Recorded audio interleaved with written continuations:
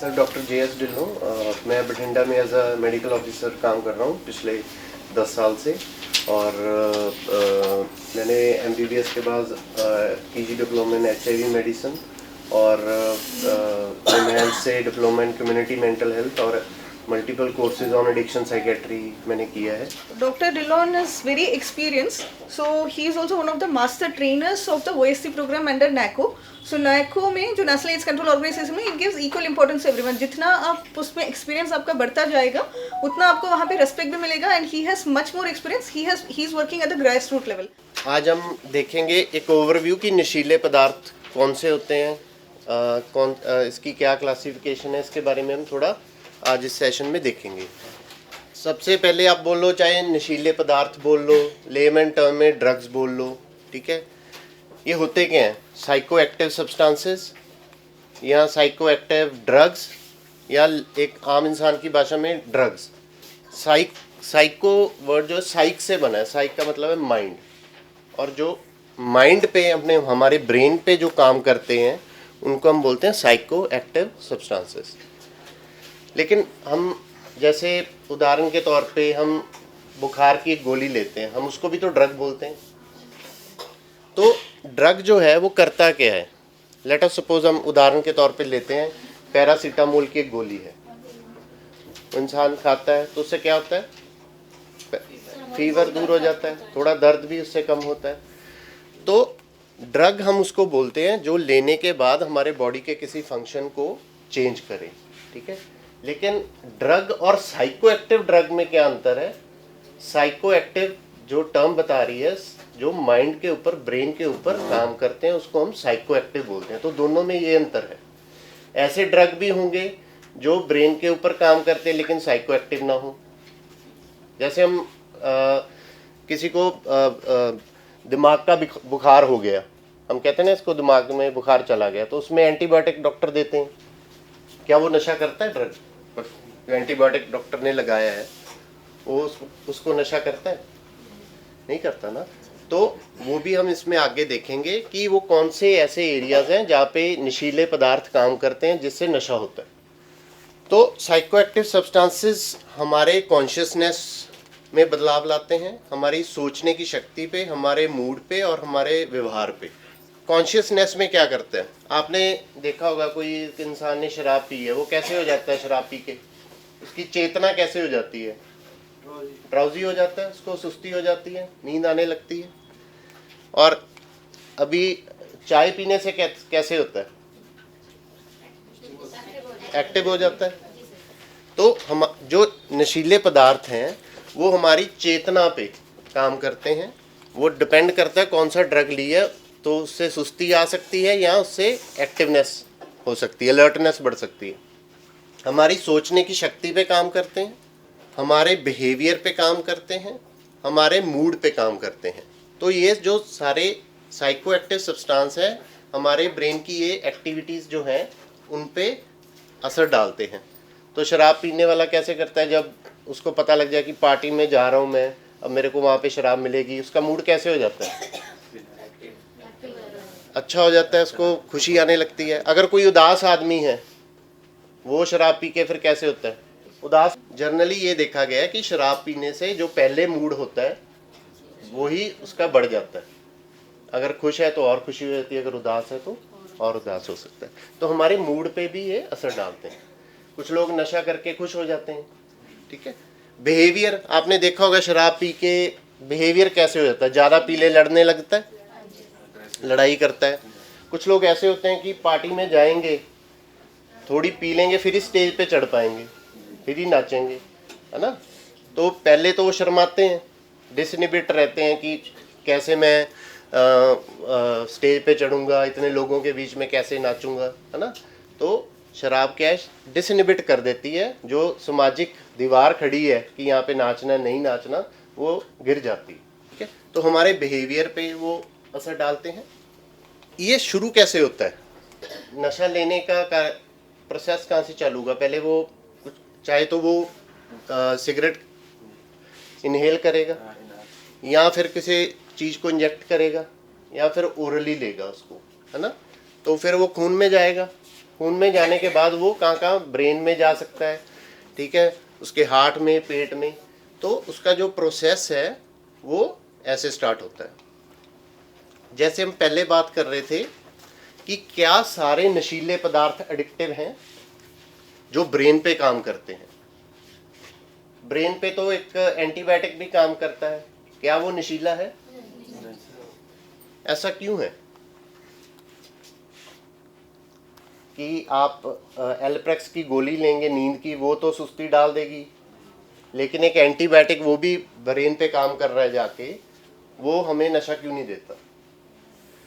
क्योंकि दिमाग में कुछ ऐसे एरियाज हैं जहाँ पर जाकर जो नशीले पदार्थ अपना असर दिखाते हैं, वहीं से उसको नशे का महसूस होता है, ठीक है।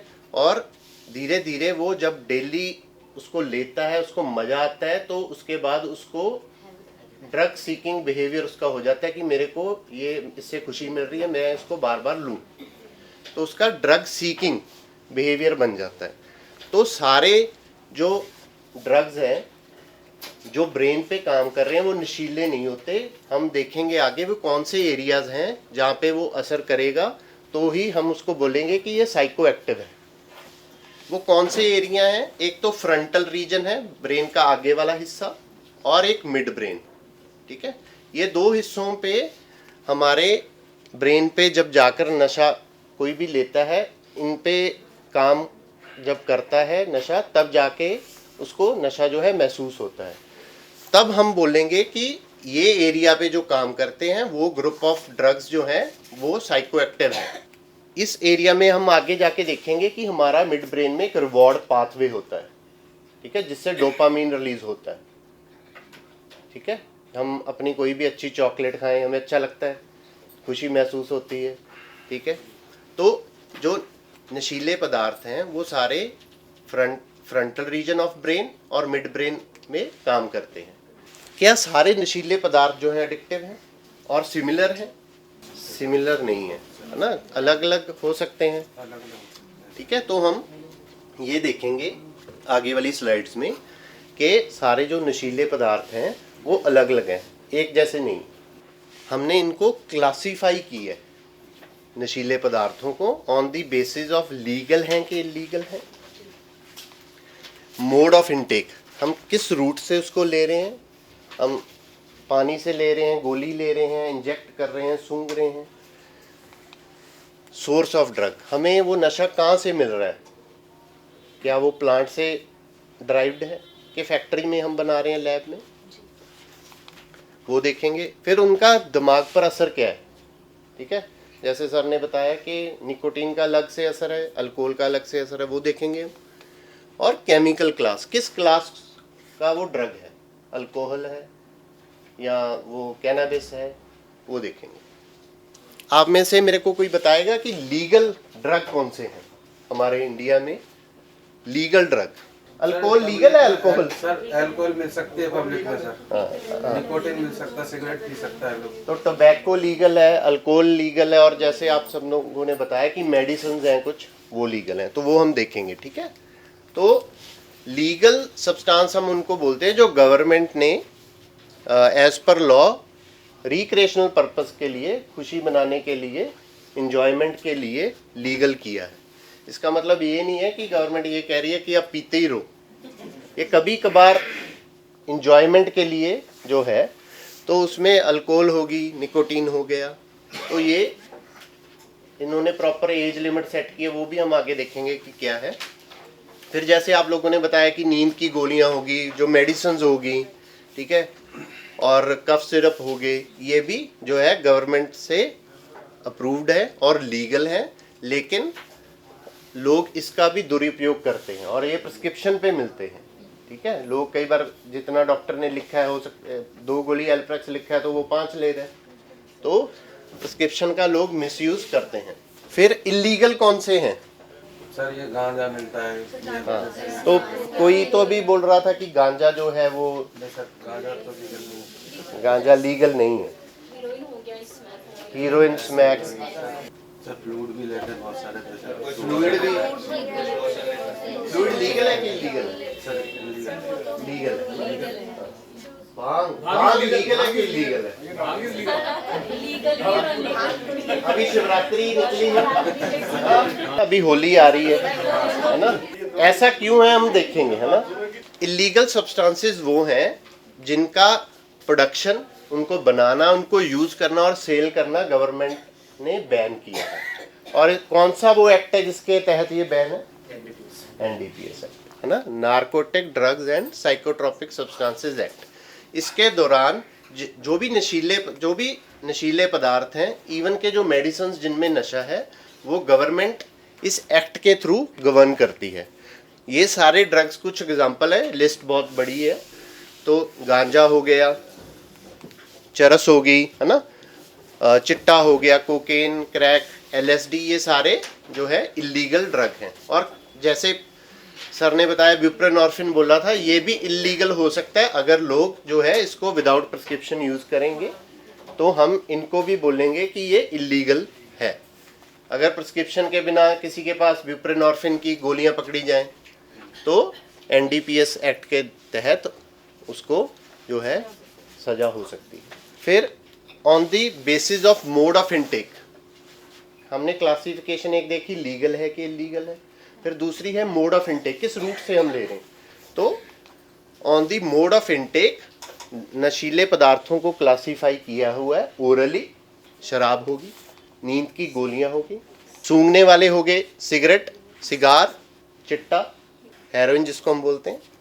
फिर सबलिंगुअल जैसे हमारी ब्यूप्रेनॉर्फिन गोलियां। तो ऑन दी बेसिस ऑफ कि नशीले पदार्थों को किस रूट से ले रहे हैं, तो उसको ओरली, इनहेलेशन और सबलिंगुअल और पेरेंटल, ठीक है, इस पे क्लासीफाई किया है। तो पेरेंटल में मॉर्फिन के टीके हो गए, फोर्टविन के टीके हो गए, एविल का टीका हो गया, ठीक है, लोरेज़ेपाम के टीके हो गए।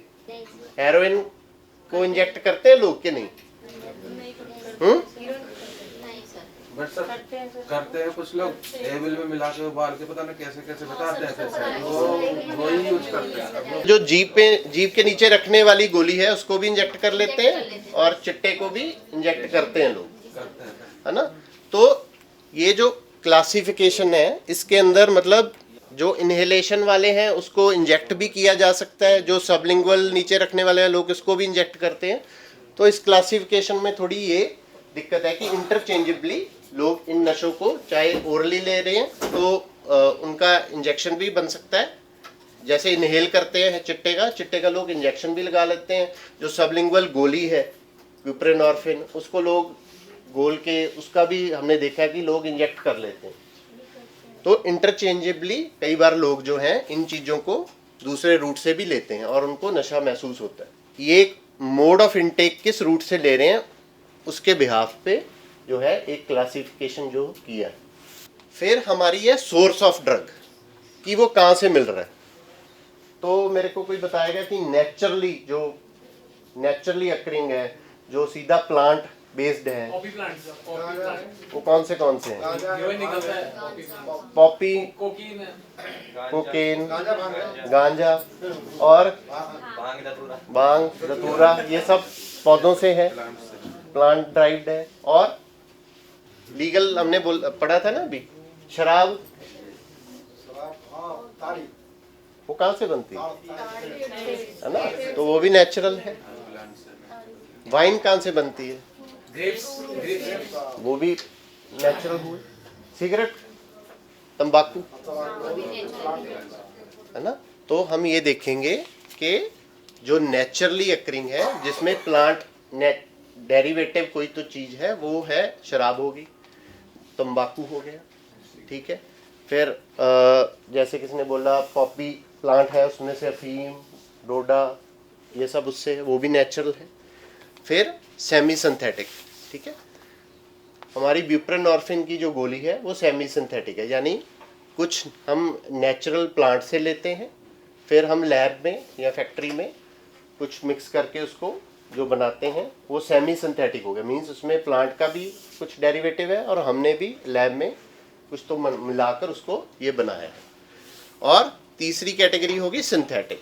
सिंथेटिक ड्रग्स कौन से हैं? जो बिल्कुल लैब में बनते हैं, जिनमें कोई प्लांट का कुछ डेरिवेटिव नहीं है। जो नींद की गोलियां होगी, ठीक है, एम्फेटामिन हो गए जो स्टिमुलेंट ड्रग्स हैं, ठीक है, ये सारे सिंथेटिक हैं और ये बिल्कुल लैब में जो है बनाए जाते हैं, ठीक है। और इसमें कोई प्लांट का डेरिवेटिव नहीं है। सेमी सिंथेटिक में प्लांट का कुछ हिस्सा है और कुछ हमने फैक्ट्री में से मिलाया और फिर वो बना। और नेचुरल जो है ये सारा प्लांट डेरिवेटिव ही है, मतलब नेचुरल है ये, नेचुरल, सेमी सिंथेटिक और सिंथेटिक, ठीक है। तो on the basis of chemical class हमारे लिए जो इम्पोर्टेंट है बहुत, कि हमने जो ड्रग्स हैं हमने देखा कि सारे सिमिलर नहीं है, कुछ अल्कोहल है, कुछ कैनाबिस है, अलग अलग है। तो केमिकल कौन सी क्लास से वो ड्रग है उसकी बेसिस के ऊपर इसको क्लासिफाई किया है नशीले पदार्थों को। तो हम देखेंगे alcohol, cannabis, opioid, stimulant, sedative, hypnotic, tobacco, hallucinogen और इनहेलेंट। तो सबसे पहले हम अल्कोहल देखेंगे, ठीक है। तो अल्कोहल क्या नेचुरल है कि सिंथेटिक है? नेचुरल है। तो नेचुरल कहाँ से मिलता है हमें? प्लांट ड्राइव्ड है, मतलब उसमें कोई नेचुरल सोर्स रहेगा। अल्कोहल में जो मेन इंग्रेडिएंट है जो काम करता है वो क्या है? इथेनॉल, इसका टेक्निकल नेम। जो अल्कोहल है उसमें जो एक्टिव इंग्रेडिएंट है वो इथाइल अल्कोहल है, जिसका लेने के बाद जिससे नशा महसूस होता है, जो हमारे ब्रेन के मिड ब्रेन पे काम करता है और फ्रंट ब्रेन पे। तो on the basis of ethyl alcohol कितनी है किस चीज़ में, उसके बेसिस पे अल्कोहल को भी आगे क्लासिफाई किया हुआ है। सबसे कम जो है बियर में है। बियर में भी जैसे डिवाइड किया लाइट बियर, स्ट्रॉन्ग बियर। तो जो लाइट बियर है उसमें 3 से 4%, स्ट्रॉन्ग बियर में 8 से 10% इथाइल अल्कोहल है, जो मेन इंग्रेडिएंट इसका जो हमारे ब्रेन पे जाकर असर करता है, जिसका नशा महसूस होता है, वो इथाइल अल्कोहल है। तो इथाइल अल्कोहल की कितनी कंसंट्रेशन है उसके हिसाब से इसको डिवाइड किया है। फिर वाइन में उससे ज़्यादा 10 से 15%। फिर जैसे सर ने बताया कि विस्कीज, रम, जो स्पिरिट्स हैं इसमें सबसे ज़्यादा है। और जो हमारी देसी दारू है ना ठेके वाली, उसमें कम रहती है, 25 से 50%, ठीक है। हमें लगता है कि देसी दारू जो है उसमें नशा ज़्यादा होगा, नहीं, ज़्यादा नहीं होता, उसमें 25 से 50% होता है। जो ठेके से देसी दारू मिलती है उस पर कंसंट्रेशन लिखी रहती है, ठीक है, वो देसी है, लेकिन उसमें गवर्नमेंट उसको गवर्न करती है और उसकी कंसंट्रेशन डिफाइंड रहती है। तो हमें लगता है कि देसी दारू में ज़्यादा होगी, ऐसा नहीं है, वेरी कर सकता है। जो बिल्कुल घर पे निकालते हैं, जिनका पता नहीं है, जिसको मैयर नहीं करते, उसका नहीं हम बता सकते उसमें कितनी है। लेकिन जो ठेके से देसी दारू मिलती है उसमें जो इथाइल अल्कोहल की कंसंट्रेशन है वो 25 से 50% होती है। इसका रीज़न हम एग्जांपल के तौर पे ऐसे लेंगे, जैसे हम गन्ना से सफ़ेद चीनी बनाते हैं, तो पहले क्या बनता है? गन्ने के बाद शक्कर बनती है। जो शक्कर है, ब्राउन शुगर है, वो सस्ती है क्योंकि उसकी प्रोसेसिंग कॉस्ट कम है। फिर हम जो सफ़ेद चीनी है, ठीक है, सफ़ेद चीनी जो है वो फैक्ट्री में जाकर बनती है, उसमें प्रोसेसिंग कॉस्ट ज़्यादा आती है, वो महंगी है। तो ऐसे ही जब देसी दारू बनाते हैं, जो प्रोसेसिंग कॉस्ट जो है जो देसी ठेके वाली दारू की कम है, इसलिए वो सस्ती है और उसमें इथाइल अल्कोहल की कंसंट्रेशन भी कम है। सबसे ज़्यादा इथाइल अल्कोहल की कंसंट्रेशन स्पिरिट्स में है, विस्की, वोडका, ब्रांडी, रम। तो अल्कोहल करती क्या है? अल्कोहल लेने से होता क्या है? ब्रेन डिप्रेसेंट है, मतलब ब्रेन की गतिविधि जो है, ब्रेन की अलर्टनेस जो है, उसको डिप्रेस कर देती है और उसकी वजह से ब्रेन डिप्रेसेंट इफेक्ट आता है, जिसमें वो सुस्त हो जाएगा, है ना, और उसकी सारी एक्टिविटीज़ डिक्रीज हो जाएगी, ठीक है। और अल्कोहल की खास बात क्या है कि it heightens the mood prior to intake, be it sadness और हैप्पीनेस। जैसे मैंने बताया कि कोई खुशी के माहौल में है, शादी में जा रहा है, ठीक है, उसको पता है कि वहाँ पे दारू सर्व होगी, काउंटर से जाने से पहले 2-4 दोस्तों का पहले ही उनका मूड बन जाता है। तो और जो भी मूड से पहले है वो हाइटन हो जाता है, बढ़ जाता है। अगर उदास है तो वो और उदास हो जाएगा, है ना। ये हमारे फ्रंटल ब्रेन पे नशीले पदार्थ काम करते हैं, वहाँ पे सेंटर होता है डिसइनिबिशन का, है ना।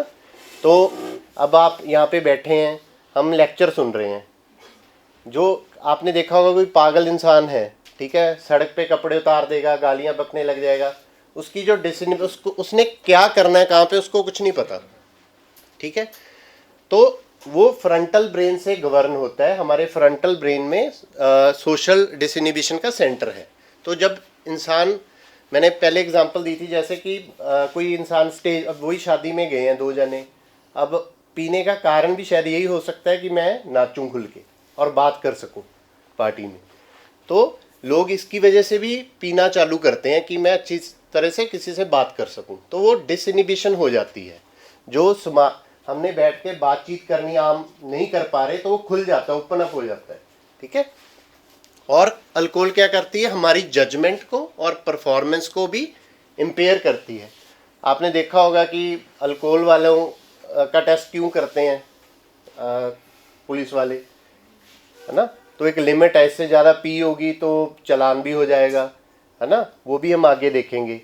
आपने देखा होगा कितने सारे अल्कोहल की वजह से एक्सीडेंट होते हैं, है ना। तो कहाँ जाकर ब्रेक लगानी है, जो जजमेंट है हमारी वो इससे इम्पेयर होती है और परफॉर्मेंस भी जो है वो कम हो जाती है, ठीक है। क्योंकि ये ब्रेन डिप्रेसेंट है, ब्रेन की सारी एक्टिविटी को डिक्रीज कर देता है। डिप्रेसेंट होने की वजह से ये हमारे जो डिसइनिबिशन सेंटर हैं फ्रंटल ब्रेन में उस पर काम करेगा और जो दीवार है कहाँ पे क्या बोलना है वो थोड़ी नीचे आ जाएगी, फिर वो खुलकर जो है बोलने लगता है, डिसइनिबिट हो जाता है। और डिसइनिबिशन होने के बाद उसको ऐसे लगता है कि मेरे में बहुत ताकत आ गई, अब मैं स्टेज पे भी चढ़ जाऊंगा, है ना। तो ऐसे वो अफेक्ट उसका जो है शराब का आना चालू होता है। On the basis of concentration की कितनी उसने पी रखी है उस हिसाब से ब्लड अल्कोहल कंसंट्रेशन कितनी है, कितने grams of ethyl alcohol in 100 ml of blood में है, उसको हम ब्लड अल्कोहल कंसंट्रेशन हम उसको बोलते हैं। तो अगर किसी ने 20 से 80 मिलीग्राम पर डेसीलीटर उसकी बॉडी में अल्कोहल की कंसंट्रेशन है तो उससे क्या होगा, स्लोड मोटर परफॉर्मेंस, जो उसकी एक्टिविटी है वो कम हो जाएगी, धीरे धीरे वो चलेगा। फिर उसकी थिंकिंग की एबिलिटी, सोचने की क्षमता कम हो जाती है। फिर अगर उससे ज़्यादा पी रखी है, मॉडरेट कंसंट्रेशन में 80 से 300 मिलीग्राम पर डेसीलीटर उसकी बॉडी में इथाइल अल्कोहल की कंसंट्रेशन है, तो उससे जजमेंट एरर हो सकते हैं, कहाँ जाकर ब्रेक लगानी है, इनकोऑर्डिनेशन हो सकती है, टेढ़ा चलेगा, दीवार को पकड़ पकड़ के चलेगा, है ना। मूड फ्लक्चुएट हो सकता है, गुस्सा ज़्यादा आ सकता है ना। फिर वॉमिटिंग भी हो सकती है, ठीक है। और उसकी कॉग्निशन मतलब थॉट प्रोसेस, वो भी थिंकिंग एबिलिटी, ये सारी चीज़ें डिप्रेसेंट इफेक्ट होने की वजह से कम हो जाएंगी। आपने सुना होगा कि ब्लैकआउट हो गया, किसको बोलते हैं ब्लैकआउट। जैसे कोई वही हम एग्जांपल ले रहे थे कि दोस्तों ने पी, पार्टी पे पी, उसके बाद नाचा, पी इतनी ली, कंसंट्रेशन इतनी 880 से 300 मिलीग्राम। नेक्स्ट डे उससे पूछा कि यार तुम तो कल स्टेज पे भी चढ़ गया था, फिर तुमने वहाँ पे 2 जनों को पीटा भी पीने के बाद, वो बोलेगा मेरे को तो कुछ याद ही नहीं। तो उसको हम बोलते हैं ब्लैकआउट। जो उसने शराब पीने के बाद जो भी उसके साथ हुआ, उसने किया, वो नेक्स्ट डे उसको याद नहीं रहता, तो वो चीज़ उसके मेमोरी में से ब्लैकआउट होगी। तो अल्कोहलिक ब्लैकआउट हम उसको बोलते हैं। अगर उसने 300 मिलीग्राम पर डेसीलीटर से ज़्यादा कंसंट्रेशन में दारू पी रखी है तो वो जानलेवा भी हो सकती है और उसके वाइटल साइंस जो हैं वो बिल्कुल डिप्रेस होके उसकी मृत्यु भी हो सकती है, ठीक है। तो कितनी मात्रा में उसने शराब पी रखी है उसका बॉडी पे अलग अलग इफेक्ट होगा। कम कंसंट्रेशन में ये कुछ, मॉडरेट में ये, और सीवियर में ये जानलेवा भी हो सकती है। फिर आ गया गांजा, कैनाबिस, जिसकी हम बात कर रहे थे। कैनाबिस कहाँ से मिलता है? प्लांट से। तो ये नेचुरल है कि सिंथेटिक है? नेचुरल है ना। प्लांट का नाम आपको कोई मेरे को बता सकता है कौन से प्लांट से मिलता है? इसका नाम है कैनाबिस सटाइवा। ये जो कैनाबिस है ये हमारे जो सब हिमालयन बेल्ट है पहाड़ों में, है ना, वैसे भी ये नदी के किनारे, ठीक है, पानी के सोर्स में, वीड इसलिए बोलते हैं। हाँ, कैनाबिस को मतलब वीड भी बोलते हैं। वीड का मतलब क्या? एनी अनवांटेड प्लांट जो ऐसे भी उग जाएगा, उसको खास ऐसे कल्टीवेशन की जरूरत नहीं है ना। तो कैनाबिस सटाइवा इसका प्लांट का नाम है जिससे ये मिलता है, और उस प्लांट के किस हिस्से से हम क्या ले रहे हैं उसके बिहाफ पे इसको भांग, गांजा और चरस बताया है। तो भांग क्या है? पत्ते हैं, उनका पेस्ट बनाते हैं, रगड़ते हैं। अभी जैसे शिवरात्रि निकली है तो उसमें शरदाई बनाते हैं या भांग पीने वाली बनाते हैं, तो वो इन पत्तों को लेकर मिक्स करके वो बना लेते हैं। तो भांग हो गया। फिर गांजा क्या है? जो उसकी स्टेम है फ्लावरिंग इस प्लांट की, उसको सुखा लेते हैं और उसको वो सिगरेट या पेपर के अंदर भरकर उसको पीते हैं। फिर चरस या हशीश, ये उसका रेजिन है। तो ड्राई फ्लावरिंग स्टेम जो है उसको बार बार रगड़ के उसका जो एक ब्लैक रेजिन उसमें से निकाल लेते हैं, उसको हम चरस बोलते हैं। अब इसमें अंतर क्या है वो हम देखेंगे। तो जैसे हमने देखा कि अल्कोहल का मेन इंग्रेडिएंट, मेन मॉलिक्यूल जो ब्रेन के अंदर जाकर काम करता है और नशा देता है, वैसे ही इसमें जो मेन पोटेंट जो इसका इंग्रेडिएंट है वो है टेट्राहाइड्रो कैनाबिनॉल, THC बोलते हैं। बहुत सारे कैनाबिनॉइड्स रहते हैं एक्टिव कंपाउंड, लेकिन जो मोस्ट पोटेंट है जो इसका नशा देता है इंसान को, दैट इज THC, टेट्राहाइड्रो कैनाबिनॉल। जैसे अल्कोहल के अंदर इथाइल अल्कोहल है, तो कैनाबिस के अंदर जो मेन एक्टिव इंग्रेडिएंट है जो काम करता है वो है THC, टेट्राहाइड्रो कैनाबिनॉल। और भी बहुत सारे हैं लेकिन हम इसको देखेंगे, ठीक है। ये मोस्ट पोटेंट है और इसकी कितनी कंसंट्रेशन है उसके बिहाफ पे इसको आगे क्लासिफाई किया है। तो भांग जो है वो लीगल है और इसमें जो कंसंट्रेशन है वो लेस देन 1% है THC की। फिर गांजा जो है, जो हमने ड्राइड लीव्स है, वो उसमें 1 से 3% है। फिर चरस, हशीश, इसके अंदर 10 से 20% है। और जब इसी रेजिन का वो आगे ऑयल बेस्ड प्रेपरेशन बना लेंगे, उसमें THC की कंसंट्रेशन जो है और भी बढ़ जाती है। तो उसमें 15 से लेके 30% जो है टेट्राहाइड्रो कैनाबिनॉल की कंसंट्रेशन है। तो सबसे ज़्यादा जो तेज़ है, जैसे दारू में विस्कीज थी, स्पिरिट्स थी, तो इसमें हैश ऑयल जो है वो उसमें THC की मात्रा सबसे ज़्यादा है, वो असर भी उतना ही ज़्यादा करेगा, ठीक है। तो ये भी हमारे लिए जानना ज़रूरी है कि किस मात्रा में और कौन से फॉर्म में वो नशा ले रहा है। गांजा ले रहा है तो उसमें THC की कंसंट्रेशन कम है, भांग में उससे भी कम है। भांग लीगल है और ये बाकी सब जो है इलीगल है और NDPS एक्ट के अंदर इनको रखा गया। तो इनकी प्रोडक्शन, सेल और यूज़ तीनों ही बैन है। गांजा लेने से होता क्या है? आपने देखा है कोई शिवरात्रि पे भांग ज़्यादा पी ली तो क्या करता है?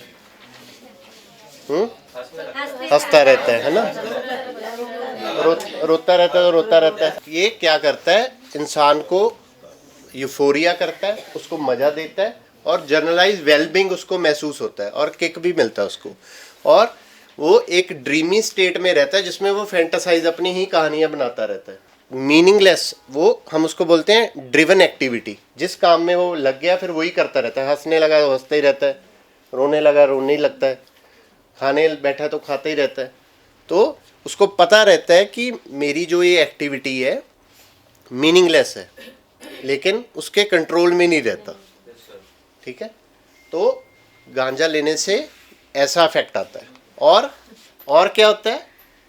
ये हमारी परसेप्शन जिससे हम रिसीव करते हैं, आप मेरे को सुन रहे हो, आप कानों से रिसीव कर रहे हो, है ना, और सेंसरी डिस्टॉर्शन, ये दोनों चीज़ों में करता है। तो क्या करेगा? रिएक्शन टाइम को प्रोलॉन्ग कर देगा। वही ब्रेक, मतलब मैंने उससे पूछा हाल चाल, 2 मिनट सोच के फिर बोलेगा, रिएक्ट धीरे धीरे करेगा, स्लो कर देगा, क्योंकि ये ब्रेन डिप्रेसेंट है। और क्या होगा इससे?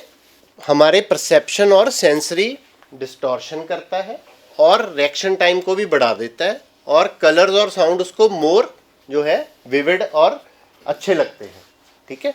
तो जैसे हम 4K टीवी देख रहे हैं और एक मोबाइल पे कुछ देख रहे हैं, तो वैसा डिफरेंस उसको महसूस होता है, क्योंकि वो हमारे परसेप्शन और सेंसरी ऑर्गन्स पे जो है कैनाबिस जो है असर डालती है।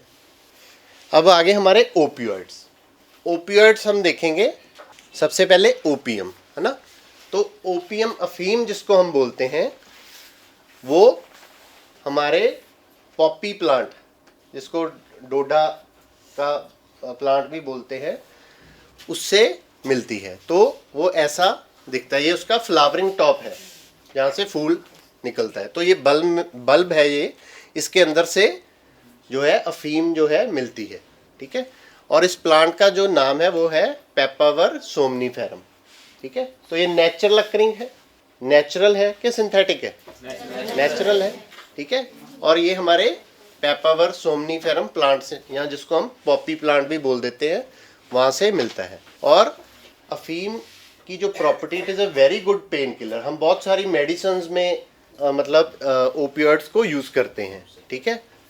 और इसको लेने के बाद उसको यूफोरिया, मज़ा भी आता है और उसको सारा दर्द जो है दूर हो जाता है और जर्नल वेलबींग उसको महसूस होती है कि मैं ठीक हूँ। और इंडिया जो है one of the largest legal producer है ओपियम का, और इलीगल जो है अफगानिस्तान और म्यांमार है, ठीक है। तो अफीम कैसे काम करती है? It's a very good pain killer. इससे उसको यूफोरिया, नशा महसूस होता है, खुशी महसूस होती है और उसको जर्नलाइज वेलबींग कि मैं ठीक हूँ। ओपियोइड्स क्या हैं? जो अफीम की तरह काम करें। अफीम तो नेचुरली अकरिंग होगी, जो अफीम की तरह काम करते हैं वो सारे हमारे ओपियोइड्स हैं। ये कहाँ पे काम करते हैं? बॉडी के अंदर हमारे ओपियोइड रिसेप्टर्स होते हैं, म्यू, कापा, डेल्टा, मोस्ट कॉमन म्यू। तो जो म्यू रिसेप्टर है वो हमारी बॉडी में बहुत सारी जगह पे होते हैं, वो हम आगे देखेंगे। वहाँ पे जाकर जब ओपियोइड बैठता है तो अपना एक्शन जो है वो प्रोड्यूस करता है। ओपियम और ओपियोइड में अंतर क्या है? Opioid derivative of natural plant, of natural plants. Derivative. और ओपियोइड क्या है? Synthetic form. सिंथेटिक भी हो सकते हैं, नेचुरल भी हो सकते हैं एंड सेमी सिंथेटिक भी हो सकते हैं, लेकिन वो पदार्थ हैं जो अफीम की तरह काम करते हैं। ओपियम नेचुरली अकरिंग है, प्लांट से सीधा मिलता है। ओपियोइड क्या है? जो भी ड्रग अफीम की तरह जो काम करता है, चाहे वो नेचुरल अकरिंग है, चाहे सिंथेटिक है, चाहे सेमी सिंथेटिक है, वो सारे ओपियोइड्स हैं, ठीक है। तो ओपियोइड्स के एग्जांपल क्या हुए? Morphine, codeine, buprenorphine, fentanyl, tramadol, ये सारे के सारे, हेरोइन, ये सारे ओपियोइड्स हैं। और ये काम कैसे करते हैं? अफीम की तरह। तो अफीम लेने से होता क्या है? ओपियोइड के जो रिसेप्टर हैं हमारे ब्रेन के अंदर हैं, हमारे पेट के स्मूथ मसल्स के अंदर हैं। तो ब्रेन में जब वो काम करते हैं तब क्या होगा? उसको नशा महसूस होगा, खुशी महसूस होगी। फिर हमने पढ़ा कि बहुत अच्छे पेन किलर्स हैं ओपियोइड्स। फिर हमारे ब्रेन के अंदर रेस्पिरेटरी सेंटर रहता है, जिससे हमारे को कितनी सांस आ रही है, हम भाग कर चलते हैं तो हमारी सांस तेज हो जाती है, तो वो एक सेंटर है ब्रेन के अंदर, वहाँ पे भी ये म्यू रिसेप्टर रहते हैं। वहाँ पे अगर हम यूज़ करते हैं कोडीन, तो कोडीन हम ड्राई कफ में यूज़ करते हैं, तो उससे क्या होता है? वो म्यू रिसेप्टर जो हमारे ब्रेन में रेस्पिरेटरी सेंटर में है वहाँ पे जाकर काम करती है, उससे जो कफ है वो ड्राई कफ कम हो जाती है और पेशेंट को रिलीफ मिल जाता है। तो हम जो कोडीन सिरप यूज़ करते हैं, codeine is also a opioid जो कि अफीम की तरह काम करता है। और अगर ज़्यादा मात्रा में कोई ओपियोइड ले ले तो रेस्पिरेटरी डिप्रेशन हो सकती है और उसकी सांस भी बंद हो सकती है, ठीक है। हमारे पास ओवरडोज के केस आते हैं, है ना, तो क्लासिक ट्रायड रहता है उसमें, है ना।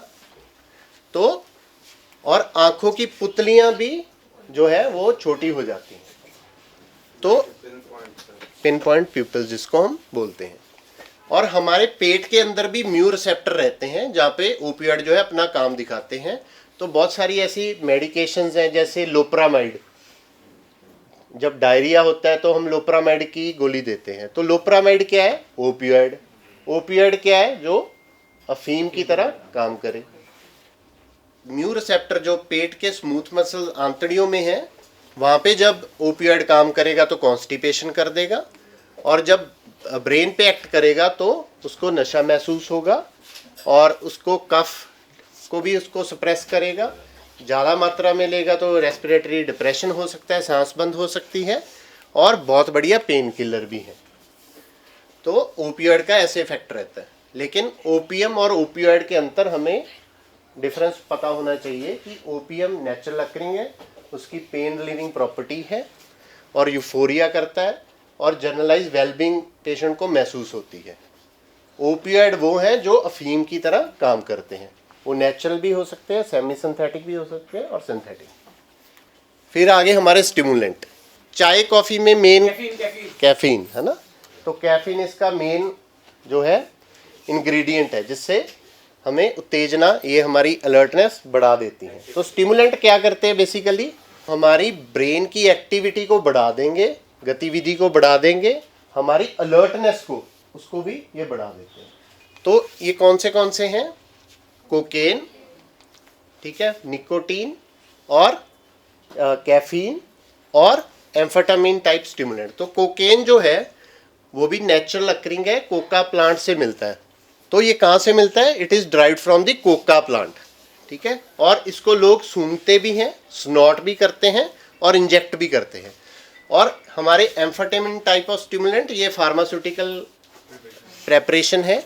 हम ADHD में इसको जो है बच्चों में जो बीमारी रहती है उसमें मेथेम्फेटामिन ये सारी चीज़ें यूज़ करते हैं। इसका भी लोग जो है दुरुपयोग करते हैं, मिसयूज़ करते हैं और इसको भी ओरली या इनहेल करते हैं या इंजेक्ट करते हैं। तो ये सारे करते क्या हैं, हमारी ब्रेन की एक्टिविटी को बढ़ाते हैं, स्टिमुलेट करते हैं।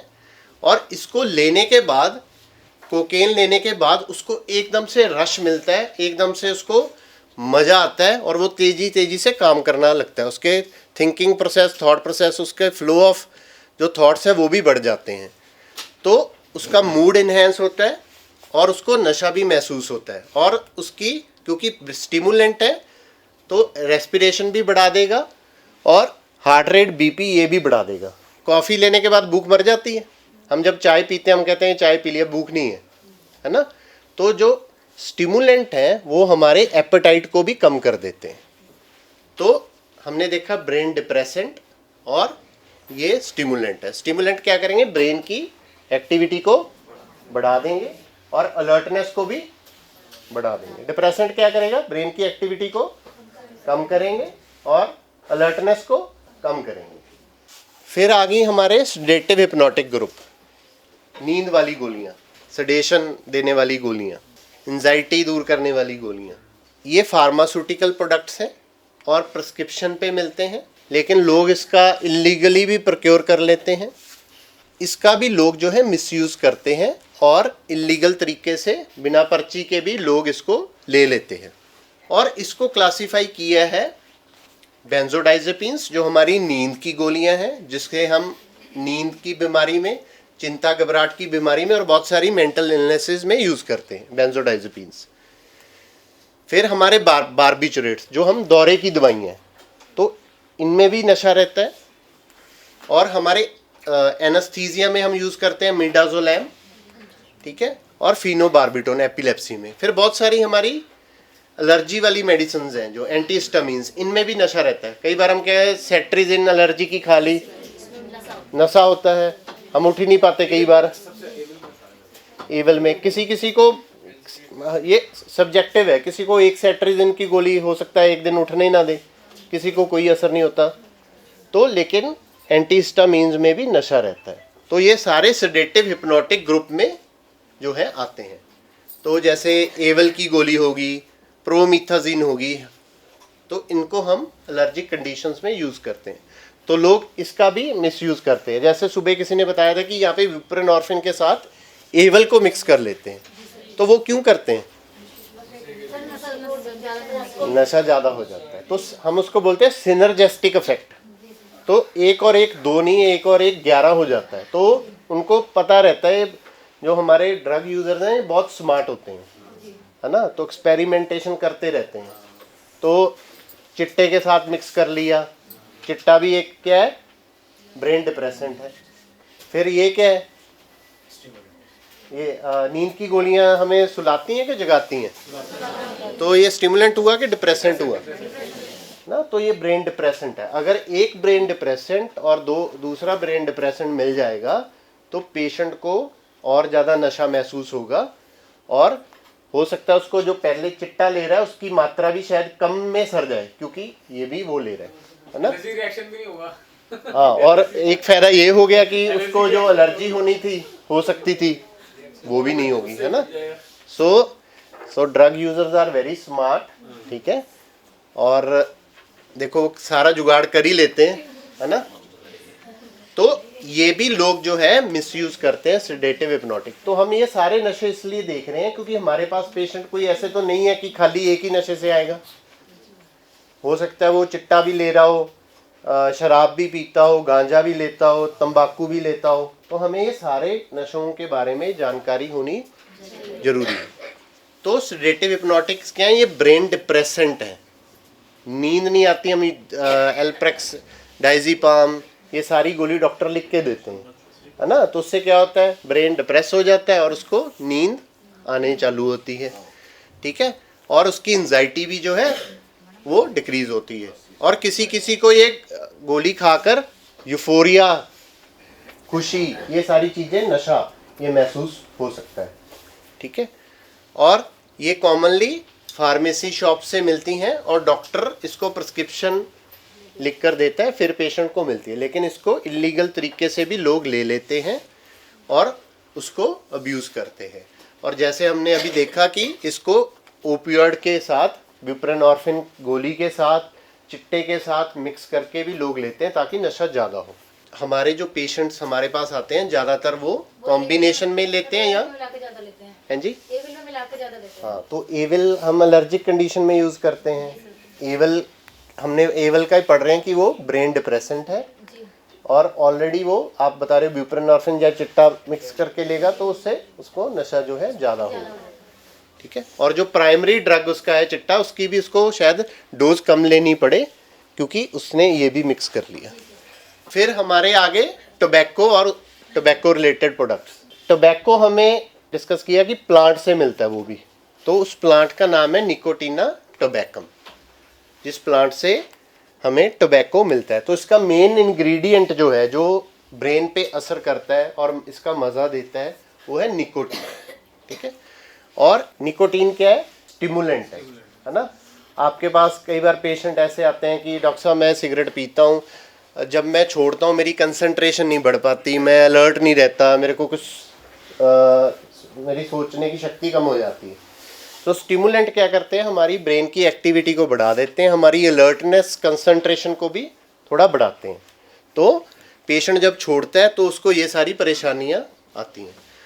और ये हाईली एडिक्टिव है। हमारे पास बहुत, आप कब से, जैसे यहाँ पे कोई 20 साल से है, कोई 5 साल से काम कर रहा है, आपके पास बहुत सारे ऐसे पेशेंट होंगे जो चिट्टा तो छोड़ चुके हैं, बुप्रेनॉर्फिन ले रहे हैं, लेकिन टोबैको नहीं छोड़ पा रहे, है ना।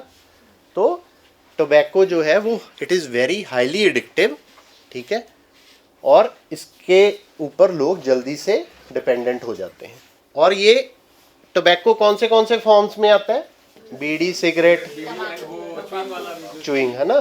तो स्मोक वाले आते हैं और स्मोकलेस आते हैं, है ना। तो स्मोक वाले में ये सिगरेट, बीड़ी, हुक्का, है ना। स्मोकलेस में जर्दा, खैनी, ये सब स्मोकलेस फॉर्म में है, ठीक है। ये है क्या? Basically it's a stimulant. फिर हमारे अगले कैटेगरी जो केमिकल क्लास है वो है हेलोसिनोजेंस। हेलोसिनोजन क्या करते हैं? हेलोसिनोजन जो है हमारे परसेप्शन ऑर्गन्स जो है उन पे असर डालते हैं। अगर यहाँ आपको मेरी आवाज़ ही सुन रही है, अगर किसी ने हेलोसिनोजन लिया होगा, हो सकता है उसको शाहरुख खान की आवाज़ सुनाई दे, हो सकता है उसको मेरे साथ में कोई और बंदा खड़ा हुआ दिखाई दे। तो अगर कोई जो चीज़ नहीं है वो दिखाई उसको पड़ रही है, हम उसको हेलुसिनेशन बोलते हैं। अगर विजुअली दिख रही है तो विजुअल हेलुसिनेशन, अगर ऑडिटरी दिख रही है तो ऑडिटरी हेलुसिनेशन, आवाज़ सुन रही है जो नहीं है ना। तो जैसे सर बोल रहे थे मिराज, है ना। तो मिराज क्या, हम सड़क पे गर्मियों में जा रहे हैं, ऐसे लगता है कि पानी है, वो इल्यूजन है, ठीक है। वो परछाई पड़ रही है और परछाई को हम मिस इंटरप्रेट कर रहे हैं। हेलुसिनेशन में वहाँ पे एक्चुअल में चीज़ ही नहीं है, वहाँ पे परछाई है ना, परछाई पानी के रूप में नजर आ रही है। जैसे रात को रस्सी जो है सांप नजर आ सकती है, रस्सी तो है इसलिए सांप नजर आ रही है, हमें दिख नहीं रहा था या रोशनी कम थी। लेकिन हेलुसिनोजन में क्या है, वहाँ पे स्टिमुलस होता ही नहीं है, मतलब वो चीज़ है ही नहीं है। अगर 10 जाने भी बोलेंगे कि हाँ मेरे 10 के 10 ये बोलेंगे कि नहीं है, वो अकेला ही बोल रहा है जिसने हेलुसिनोजन लिया है कि मेरे को ये आवाज़ सुन रही है। ठीक है, तो इल्यूजन और हेलुसिनोजन में ये फ़र्क है, तो उसमें स्टिमुलस नहीं होता है।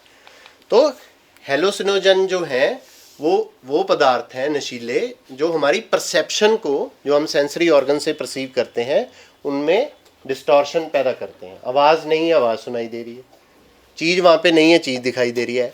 तो वो ड्रग्स कौन से हैं? मैजिक मशरूम, धतूरा भी ऐसे कर सकता है, गांजा भी ऐसे कर सकता है, फिर LSD। ज़्यादातर लोग इसको रिक्रिएशनल फन पर्पसेस के लिए, मज़ा लेने के लिए पार्टीज़ में यंगर एज ग्रुप जो है वहाँ पे ये इसको यूज़ करते हैं। कीटामाइन क्या है? It is an anaesthetic agent, anaesthesia में यूज़ करते हैं। abuse हो जाता है। तो इसको अगर लोग मिसयूज अब्यूज़ करेंगे तो इससे भी हेलुसिनोजन जो है हो सकती है। वॉलेटाइल सब्सटेंस जो हम ग्लू होगी, ठीक है, जो पंचर लगाने वाली ट्यूब है वो सूंघते हैं बच्चे, फ्लूइड हो गए, थिनर होगी। वोलाटाइल सब्सटेंसेस वो है, ये हमारे इनहेलेंट्स हैं जिनको लोग सूंघते हैं। आपने कभी ऐसे पेंट वाले रूम में गए हैं, एकदम से नया पेंट किया हुआ, वो भी हमें एकदम से चढ़ जाता है ना, वहाँ पे हम कई बार रुक ही नहीं पाते कि ये सिर चकरा रहा है ना। तो ये सारे वोलाटाइल सब्सटेंसेस वो हैं, जनरली ये ह्यूमन कंजम्पशन के लिए नहीं बने हैं।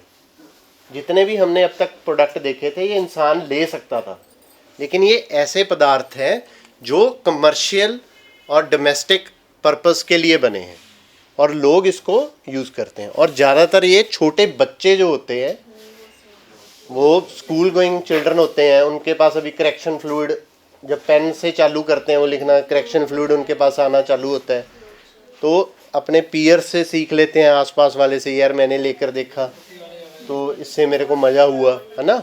तो और ये ज़्यादातर बच्चों में देखा जाता है। ठीक है, इसलिए कोई बोल रहा था कि आईडीयू में ये चीज़ नहीं देखी, क्योंकि आईडीयूज हमारे पास ज़्यादातर लेटर एज में आते हैं। छोटे बच्चे जो है स्कूल गोइंग चिल्ड्रंस हैं उनमें देखने को मिलता है।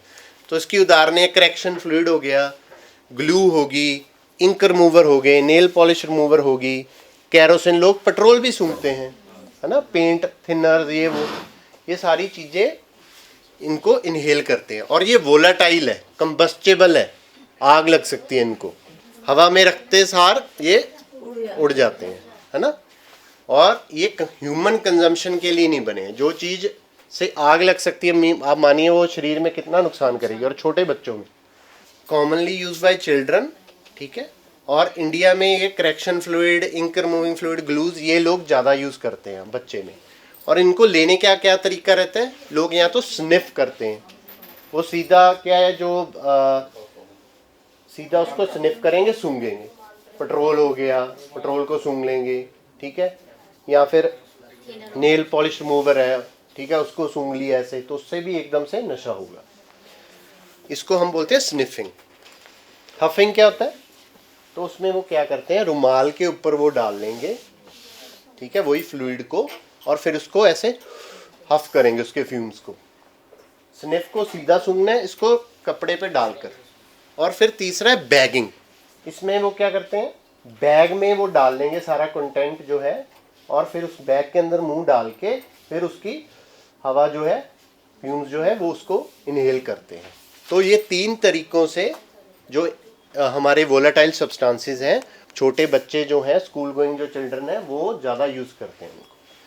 अब इसका असर कैसे होता है ब्रेन पे? ब्रेन को स्टिमुलेट करेगा कि डिप्रेस करेगा?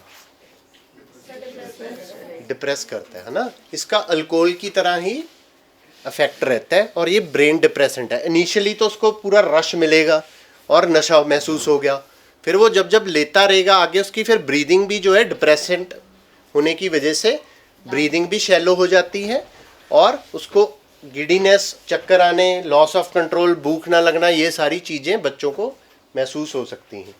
और अगर ज़्यादा मात्रा में वो लेगा तो एज अ हेलुसिनोजन की तरह भी ये काम कर सकता है, ठीक है। और इससे उसको दौरा भी पड़ सकता है, पेट की भी दिक्कतें रह सकती हैं, नौजिया भी हो सकता है, वॉमिटिंग भी हो सकती है, ठीक है, और पाल्पिटेशंस, ये सारी चीज़ें इसको लेने से हो सकती हैं। लेकिन ये इंडस्ट्रियल ग्रेड प्रोडक्ट है, ह्यूमन कंजम्पशन के लिए नहीं बना है, हाईली वोलेटाइल है, ब्रेन डिप्रेसेंट है और इसके साइड इफ़ेक्ट भी ज़्यादा है, ठीक है। क्योंकि हम छोटा बच्चा रह रहा है, अभी डेवलपिंग ब्रेन है, तो उसका लंबे समय में नुकसान भी जो है ज़्यादा होगा। बेस्ड ऑन केमिकल्स क्लास हमने अल्कोहल देखे, कैनाबिस देखा, ओपियोइड्स देखे, stimulant, sedative, hypnotic, tobacco, hallucinogen और इनहेलेंट। तो हमारे लिए ये क्लास जो है इम्पॉर्टेंट है। फिर लास्ट क्लासिफिकेशन है based on the action produced on the brain, कि ब्रेन ये डिप्रेसेंट है, स्टिमुलेंट है कि हेलुसिनोजन है। तो आप मेरे को अब एक एक एग्जांपल बता दो, डिप्रेसेंट कौन से थे जो ब्रेन की गतिविधि को कम करेंगे? अल्कोहल और वो भी डिप्रेसेंट है, वेरी गुड। और अल्कोहल आपने बताया, गांजा क्या है? डिप्रेसेंट है। ओपियोइड क्या है? डिप्रेसेंट है। स्टिमुलेंट क्या है? चाय, कॉफ़ी, ये तो स्टिमुलेंट हो गए, ब्रेन की एक्टिविटी को बढ़ाएंगे। हेलुसिनोजन हमने कौन से देखे? केटामाइन, मैजिक मशरूम, LSD, ये सारे हेलुसिनोजन है। ये क्या करेंगे? हेलुसिनेशन कराएंगे, परसेप्शन को चेंज कर देंगे, जो चीज़ नहीं है वो दिखेगी या सुनाई देगी। और गांजा भी और इनहेलेंट भी ये हेलुसिनोजन प्रोड्यूस कर सकते हैं। तो summarising this session, addictive substances, नशीले पदार्थ वो हैं जो हमारे ब्रेन के सर्टेन एरिया पे काम करते हैं और वहाँ से एक्शन प्रोड्यूस होता है। फिर हमने देखा लीगल है, इलीगल है, रूट ऑफ इनटेक से देखा, ओरली लेने वाले हैं, इंजेक्टेबल्स हैं, सबलिंगुअल हैं के इनहेलेंट हैं। फिर हमने केमिकल क्लास भी देखी, अल्कोहल हैं, कैनाबिस हैं, ओपियोइड ग्रुप के हैं। फिर हमने ओपियोइड में देखा, ओपियोइड हम उनको बोलते हैं जो अफीम की तरह काम करते हैं, चाहे वो नेचुरल हैं, चाहे सिंथेटिक है, चाहे सेमी सिंथेटिक है।